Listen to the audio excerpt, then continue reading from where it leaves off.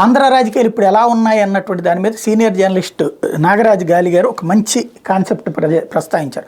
Market పరిభాషలో ఆంధ్ర రాజకీయాలు market పరిభాషలో చెప్పాలంటే డ్యూపోలీగా రూపాంతరం చెంది. డ్యూపోలీ అంటే మార్కెట్ పైన రెండు కంపెనీల ఆధిపత్యం కొనసాగడం.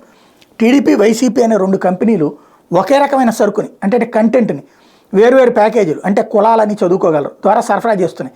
సరుకు అంటే ఫిరాయింపుల ద్వారా ఒక పార్టీ నుంచి మరో పార్టీకి సరఫరా అయ్యే నాయకత్వం.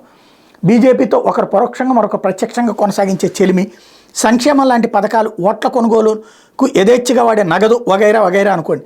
ఇలాంటి జగన్ బాబు బైనరీలో ఓటర్లకు మరో గత్యంతరం లేని పరిస్థితి ఎదురైంది. వచ్చే ఎన్నికల్లో డ్యూపోలీ పోయి మోనోపోలీ అంటే మార్కెట్ మొత్తం ఒకే కంపెనీ ఆధిపత్యం కిందకి రావడం అనేది జరిగితే ఓటర్ అనే వినియోగదారుడికి అత్యంత సంకటంగా మారే ప్రమాదం ఉంది. ఇది నేను మొట్టమొదటి నుంచి చెప్తోంది. అదే ప్రత్యామ్నాయ రాజకీయం అని పవన్ కళ్యాణ్ పక్కకు వెళ్ళిపోవడం వలన, ఆ భారతీయ జనతా పార్టీ జనసేనల ప్రత్యామ్నాయ రాజకీయం పోవడం వలన ఇప్పుడు ప్రస్తుతం రెండు పార్టీల వ్యవస్థ, చివరికి ఒక పార్టీ వ్యవస్థ. రేపు ఎవరు గెలిస్తే వాళ్ళు బతికి రెండో పార్టీని సర్వనాశనం చేయడానికి సిద్ధపడుతున్నారు.